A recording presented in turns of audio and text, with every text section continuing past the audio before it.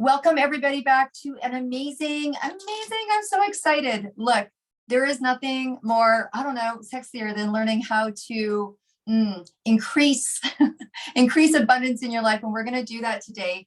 So Caroline, I know that you're excited too, because you tell us what's getting you excited today, Caroline? To become a billionaire. All right. It's funny because I have this song of Bruno Mars. Like I haven't heard this song in so long. And this morning I woke up with that in my mind, like in my head. Can't wait to be a billionaire or whatever.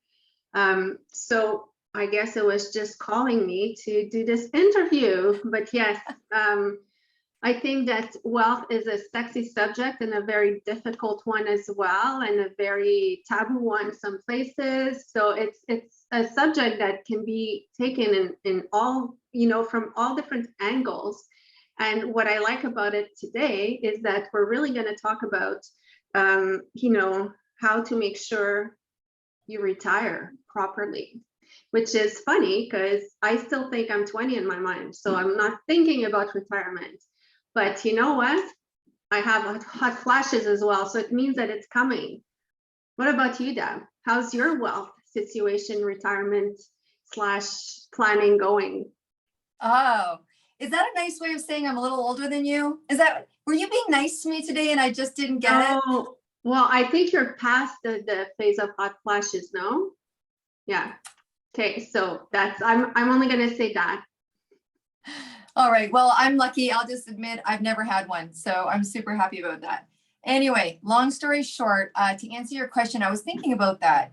And obviously, we talk to a lot of entrepreneurs. We are entrepreneurs. And when I think about when we had that conversation about how I started to build my, nest egg. Sorry, that's what it used to be called, your nest egg. I had a mother who was a credit manager for a large car dealership. And so she was very much into, you need to have a RSP and you need to have this. I was like in my 20s. I didn't even care. You know what I mean? Like I didn't even care.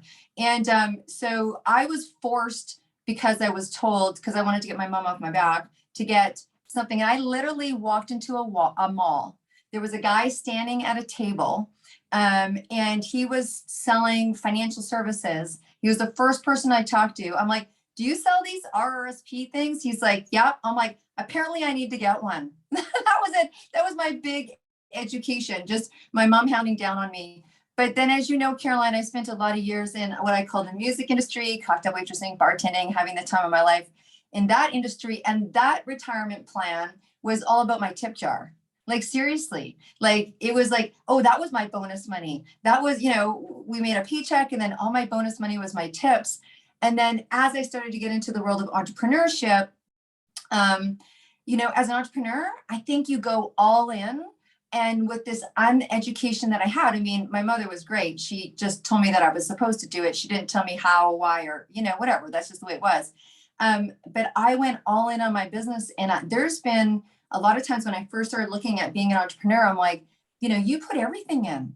Like, there's you are the retirement fund. So I just felt like I never did that whole 10% aside and all that good stuff. I read The Wealthy Barber to my kids and I did the Think and Go Rich. And I read all the books, but it was super hard for me as an entrepreneur to put that designated money aside because I felt like if I put it into my business, I would yield higher more than this consistent, wonderful bank thing. So I think I learned a lot of financial lessons being an entrepreneur, putting too much in and not taking enough out for myself.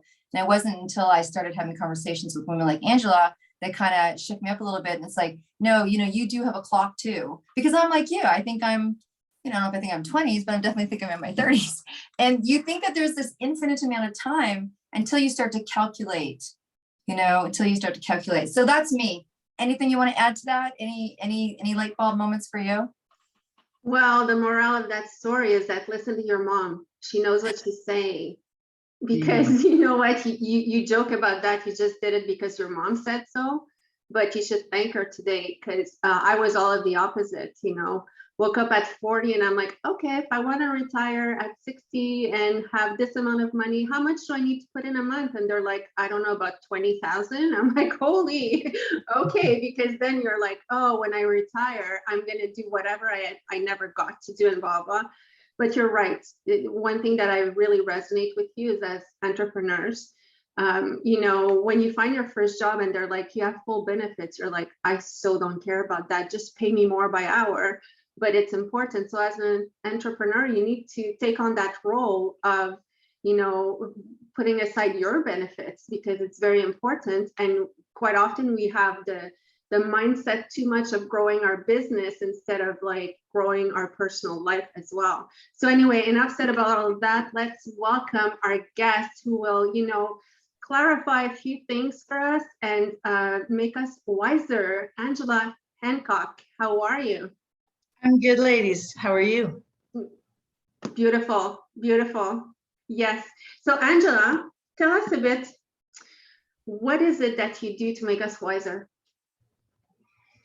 To make you wiser, if you listen to me, I would be educating you on how to grow your wealth, accumulate your wealth, and preserve your wealth. I'm a licensed financial advisor, but I do specialize in educating and empowering women to take charge of their finances. Because like what Deb said, you had a mother. My mother had 3 daughters. My financial advice from my dad was, I'm going to pay for your degree and then marry rich, unquote. Like that's what he said. So, you know, Carolyn, I was like you, I kind of had a wake up call after a divorce. And I wish my dad would have educated, you know, his 3 daughters like your mother. Moms are always right. Dads are always right. Excuse me as I take a sip. So yeah, no, so that's what I do. I work for IG Wealth Management. Even though it is a corporation like yourself, I'm an entrepreneur. I run my own book of business. I am responsible for my marketing, my branding, money that goes in. So yeah, I have the best of both worlds. Corporate life, benefits, but I'm also an entrepreneur. Awesome. So you can relate to so many people. I think that, you know, it's interesting when we talk about the different advice that we get, because the stuff, even when you're younger, you know, for me, I heard a lot of money doesn't grow on trees. A penny earned is a penny saved. And I was given undercurrent feelings that, I don't know, that just didn't really educate me on money. Like, yes, my mom told me to get an RSP and I went and did it. We never had that conversation again. And I don't know where that went, but I think that depending generationally and culturally, like Caroline was saying, one of the things that I felt the most maybe challenged about, I didn't have a problem asking people for advice in certain areas, but I felt almost as I started to get older and realized I had that eye-opening conversation too, where someone's like, oh, if you want to retire at this, you'd have to put, I mean, it was so much money, I couldn't even, you know, begin to comprehend what I was going to need. And then you get panicked. And then honestly, straight up transparent, I almost felt embarrassed. I felt embarrassed or ashamed or like I missed a class somewhere and then I didn't know who to go to. And if I did, I didn't want to, as a professional entrepreneur who was having a successful experience, to go, I don't think my money's where it's supposed to be. And I don't know who to trust and what to do. That is, you nailed it though. Like there's reasons why women particularly don't go seek financial advice. Number one is embarrassment and lack of knowledge. The other one is they don't think they qualify. We assume that we don't, for some reason, we assume that our male counterparts have more money than us. All of them. It's bullshit. Women, our age, we hold over 60% of Canada's wealth. It's coming at us in bullets. And the thing is, 40% don't know what the hell to do with it. We call that wealth transfer. But no, I mean, there's many reasons. Another reason why women don't seek financial advice is lack of trust. Some of us are very lucky to be transparent in our lives and open and wear our heart on the sleeve. But a lot of people, no way. I have girlfriends that won't even talk about money with me, you know? So yeah, no, you nailed it, Deborah. Yeah, and one thing that I find that she nailed it is, and I'm saying that because to be 100% transparent, that's always where my mind went and still goes. Honestly, even though I know now, I guess it's like ingrained in me. I'm like, well, if someone manages my money, they have to make money. Yeah. So clearly, if they make money, I could be doing more if I did it myself. Yeah. You know, it's like eliminating the middleman and keeping your money. But then what happens is that you don't manage it properly. You don't, grow it as much as the person does. You don't have any accountability partner. You just start losing your way. So what can you say about that? Well, what happens there is basically what you're saying is you don't have a plan. So when we're talking about money, those people that sat down with you and said you need $20,000 a month to retire, it's bullshit. Because when you're looking at when you work with somebody, we say, here's your retirement paycheck. You have all of these veins coming into it. First one, if you've worked for a company or you've paid into as an entrepreneur, you have your CPP. If there's two of you in the family, that's times two. You have your old age security. Maybe you have a certain type of life insurance policy. Then you have investments. So your retirement paycheck isn't just save, save, save. It's all different factors. So when you sit down with the advisor, we say, okay, Carolyn, what are your 5-year, 10-year, 15-year, 20-year goal? We have that discussion first, right? Not about your assets. Because if your goals don't meet what you are actually bringing in or really like if you said to me, I want to retire at the south of France, I'm giving up my husband, I'm getting a pool boy, living life to the fullest, right? I'd be like, okay, sweetheart, you might need like 5 million for that. Who knows? So it's so individually based. And that's why, people need to find somebody that looks at the full picture.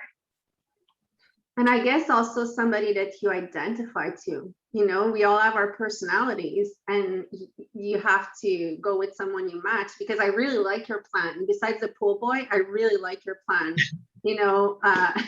I wouldn't have a pool boy. I would have like a full staff. No, I'm joking. But I'll let Deb take it from here. Yeah.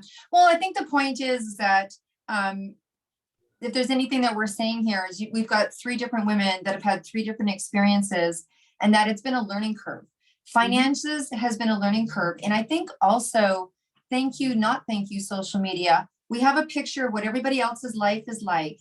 And it's very, and no one talks about this transparency of sitting down and really looking at it. And there's a different generation. I mean, it was interesting what I didn't do for myself, yet what I did for my children. And my son is 17, and he said to me a couple of months ago, he's like, Mom, I want to do that thing that you told me where you just put money and then the money adds money on its own. I'm like, oh, that's called compound interest. He's like, I want to do that. Like, can we do that? And I'm like, whose money are we starting with? He's like, yours. I'm like, that's interesting. So, but there's this concept around money and this building around money. And I talk about this often. It was like my choice when I was in high school. I mean, you came out, you wanted to be a nurse or a teacher or a stewardess, like there wasn't like this plethora of things you can do. Or my mom never said, oh, multiple streams of income. Like no one said multiple streams of income. I didn't hear multiple streams of income till like a year and a half ago. You know what I mean? And then for women to kind of take that ownership, it's been a process. It's been a process. And I liked what you said there. I get excited when you hear 60% in terms of women's wealth, and the misconception around men holding all the wealth. That's really interesting. Yeah. So let's kind of, I want to ask you how you got into this, but one of the things maybe when you can answer before you do that is, so we're all at different places on this wealth train, right? Some of us embarrassed, some of us know more, some of us know a little bit, some we want, but we may not think that we have enough to want.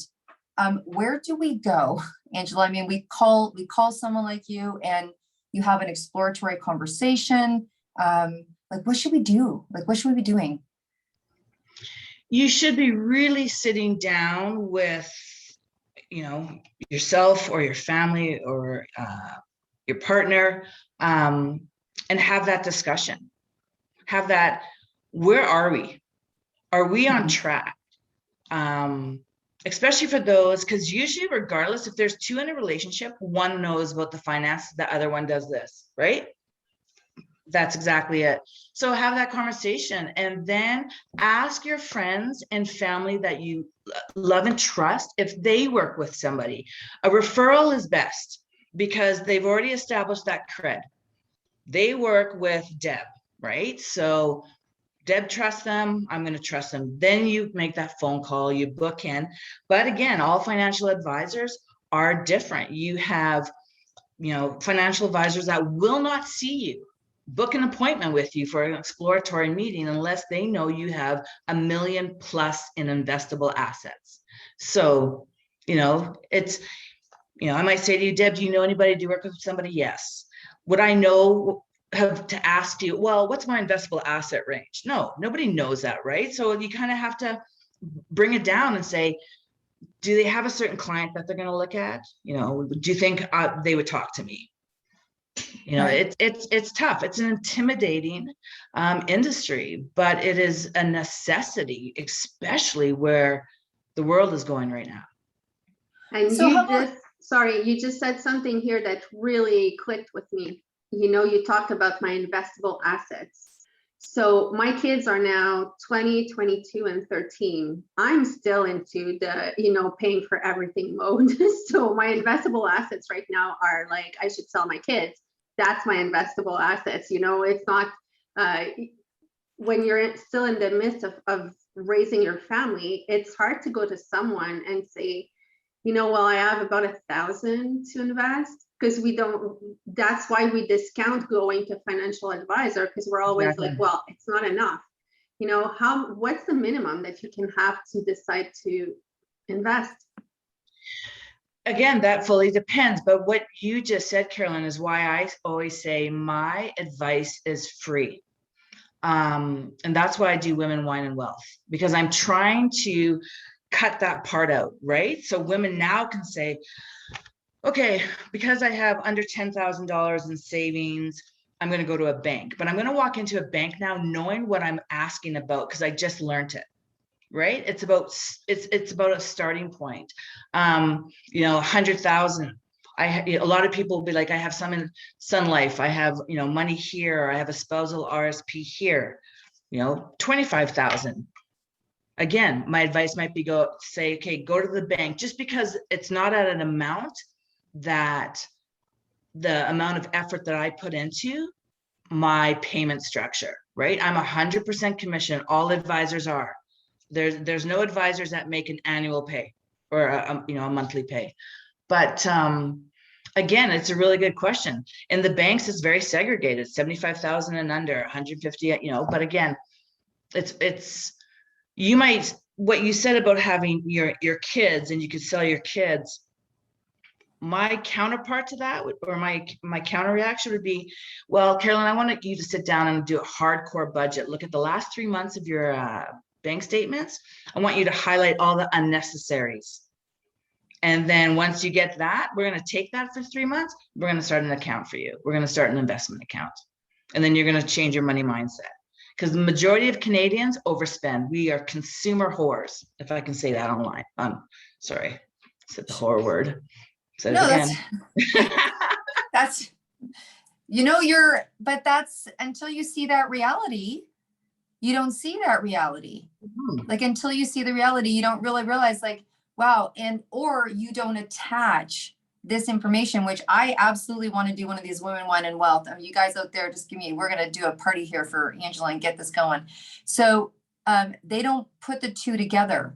They don't put the extra purchase together. And I think until you've had someone give you that shocking conversation or start to put a value to your worth, let's talk about that for women, the value of your time, the value of your energy, the value of your work. And I know from someone who I used to own a massage studio, and the dilemma of what you charge for your services, what you charge per hour. And when you start to take a look at where you're spending and see where the wash is, and then maybe what people are charging or what they think they're worth per hour or their time, it's really, I think that's such a big part of it. I think it's such a big part of it. Right? It definitely is. Wow. Tell us about you a little bit. Like, so how did you get into this? Did you like, did you have money, not have money? Do you know, like, what's your story a little bit? Very eclectic. I actually have a science degree in health and human performance. So I was in health and wellness, and I was a wellness coach before it was a big friggin' trend, right? At 52. So I bring in that skill set when I talk to my clients. I get it. I worked with women and weight, you know. I didn't get into finance until I had to. I owned a women's boutique in my little town of Bragg Creek for 5 years. And it was retail and it was dying. It was destination retail, dying. But I've always been smart enough that when I don't know something, I seek advice, right? So I brought somebody in, they looked at my book of business and they said, you know what, Angela, you're not going to make it. So I shut it down. I have one of my best friends was a senior executive for a bank. She said, you should go into banking. I'm like, Jesus, I failed math. Like, I'm not going into banking. Meanwhile, on the personal side, I had a very large net worth. My husband at the time, we were sitting on a lot of cash. And he's from an island where cash was king and he didn't know anything about finances. And I was get educated, marry rich. So I was kind of doing what I was supposed to do without any fucking knowledge. So long story short, I ended up getting a job with Bank of Montreal as a teller. You want being humbling? I went from here to here as a teller, like insert your debit card. Anyway, I admire those people. And I worked my way up very fast, and became a finance manager, and then jumped into 2 other banks, learned about lending, did mortgages, everything. And then IG came calling 3 years ago. And I thought, there's no way, I'm a single mom. I just, went through a divorce, brand new job. In the meantime, went through a divorce, and, if he would have listened to me, because I tried to get him in front of 3 financial planners and he wouldn't, I would have walked away that divorce with millions instead of a fraction. So I said, I'm not buying a house, not in today's market. I took what I walked away with it and put it right where I preach. And best decision of my life. And so I've been with IG for 3 years. And in this industry, we learn every single day. We are surrounded by some of the best brains. And incredibly happy. Well, I love how minus the divorce. Yeah, well, you don't know that yet. Maybe for the best. So I love your honesty and how how authentic you are. So I'm sure I don't need to explain that part. But you must attract people really that are like you and want the facts. And for me, that's a huge thing, because when you start managing your family wealth, and I laughed when you said in a relationship, there's always one who knows everything about the finance and the other one who doesn't know anything. And I thought it was only in my marriage. But I think if you said it too, and I heard it a few places, and then one day one of the two wakes up and they're like, what, really? That's our situation. So I love this advice that you gave, that if you're in a partnership, that should be an open conversation. I kind of understand why sometimes this conversation is not happening, because it was never the case for me, but money is a lot of a fighting subject within couples. So it's better to just ignore and not talk about it, but that's not going to fix things. But talk to us a little bit about, in the pre-interview, you said that 60% of women don't have a retirement plan, which sadly, I'm part of them.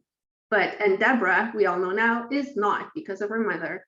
But, explain that part a little. So what do you do in your Wine and Wealth? So the Wine and Wealth it's like a finance 101 masterclass. So if it's in Calgary, I drop off wine of their choice to their house. We all get on a Zoom. Going back to what you said, Carolyn, about attracting certain people, being a financial advisor is pure relationship. I wish I had the cerebral brain that some of my peers have, but I would also not work with them, because I'd be like, whoa, over my head. I have learned through my experiences and my whole journey that I attract people that I want to work with, right?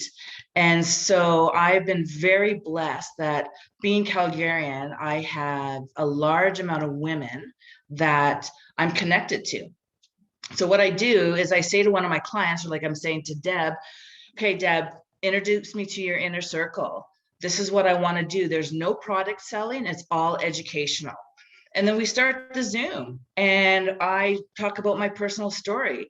I break down the importance of getting a plan because 60% of women, and that's Gen X and baby boomers. The millennials are way above us right now.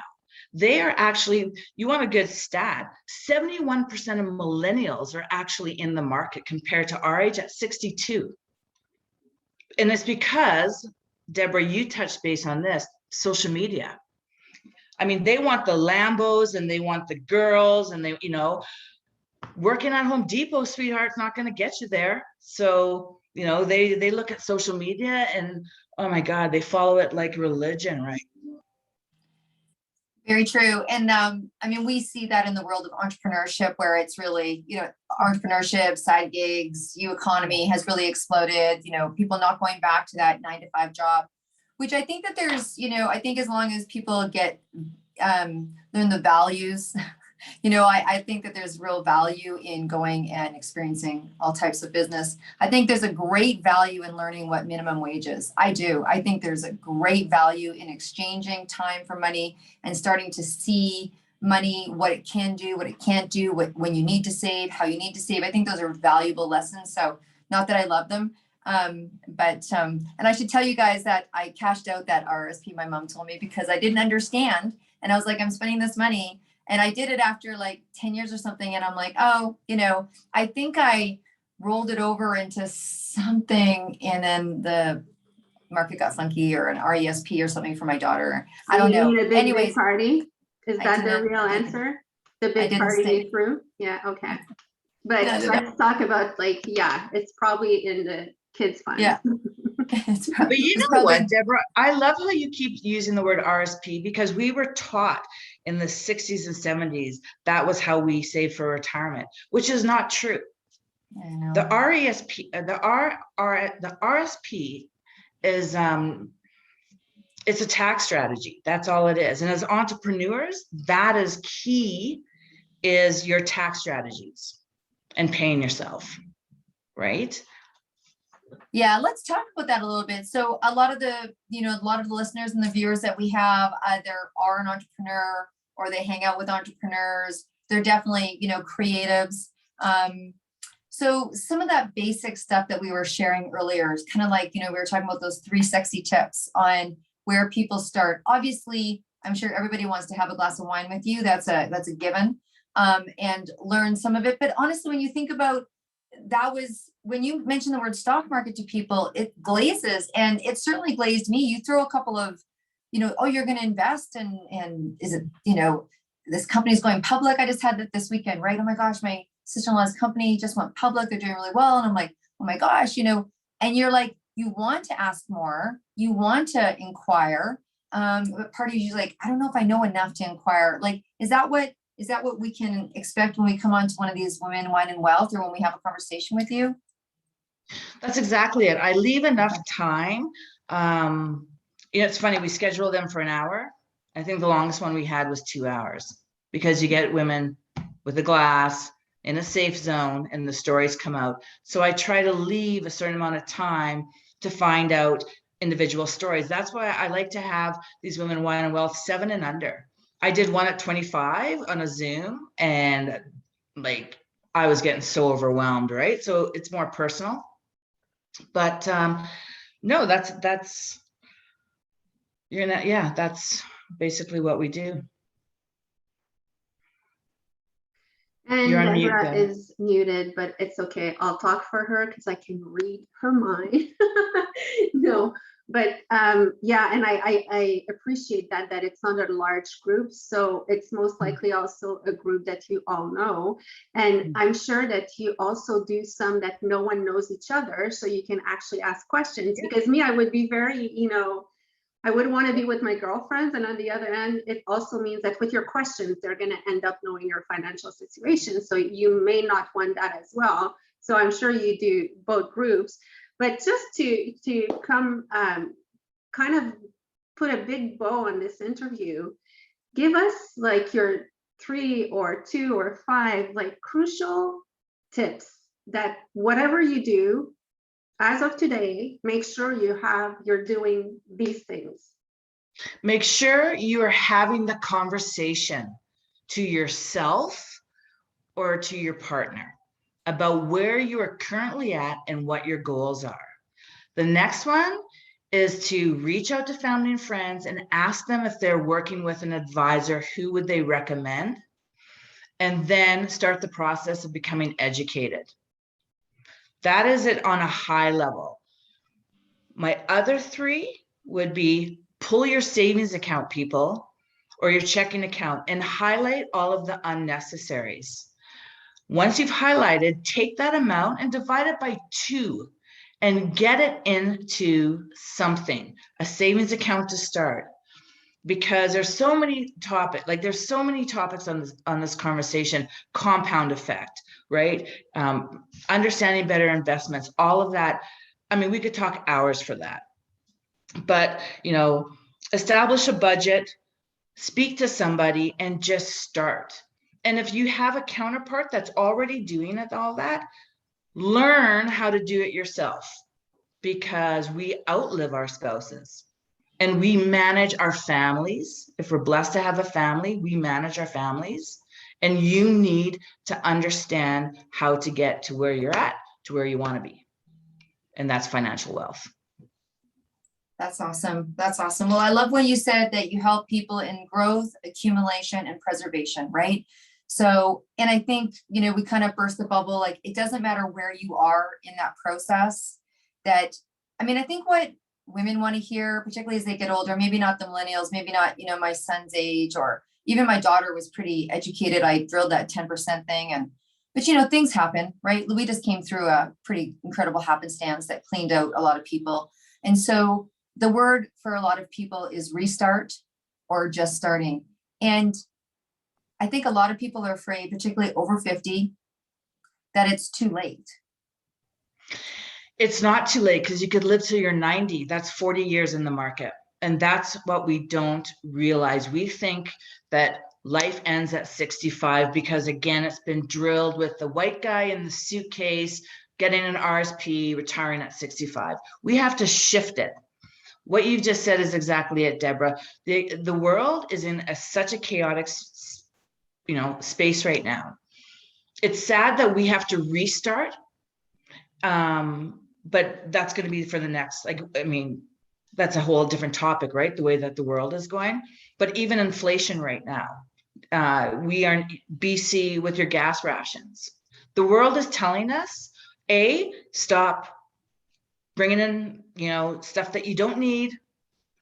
Start saving, because you never know what's going to be thrown at you, right? Those people that have lost everything, if they don't have a savings, it's going to be tragic. Yeah. Well, I honestly think that we need to give some people, I just want to ask before we kind of get there, is there anything that you wanted to share with our viewers and our listeners? And if there is, this is the time to do it. And at the same time, please tell people how to get in touch with you. You're obviously a plethora of information. And I know that you can, I'd love to just have a show that you talk about, how to invest in the stock market and how to demystify that for people. And there's lots of really great stuff that you touched on, but is there anything that you want to leave our listeners and viewers and tell people where you want to, where they want to do that? And then Caroline, would you like to close out the show? Okay, so that was a 2-part. So back to your question, Deb, where do I want to leave the listeners? Is that what you're asking? Else? Yeah, is there anything else that you want to share that you think would be beneficial? And if not, because you've been a plethora of information, and if not, where can they reach you? How can people reach out and learn more? Okay, so what I want to leave with is, what I find in today's world is the lack of educating oneself on so many levels. If you're lucky to have health, if you're lucky to have love, and you're lucky to have finances, wow, you've won the lottery. but I want people to focus on their finances because it is so important moving forward. I really want people, and again, I'm more, when I say people, I really mean women. Just, not to sound harsh, but to wake up. The head down on the screens, not engaged, not understanding. There needs to be a lifestyle shift. And that is what I want to leave people with. If you want to figure out how to make that lifestyle shift with your finances, here's my segue. The best way to reach me is email. And that would be my name. So Angela.Hancock, Hancock, @ig.ca.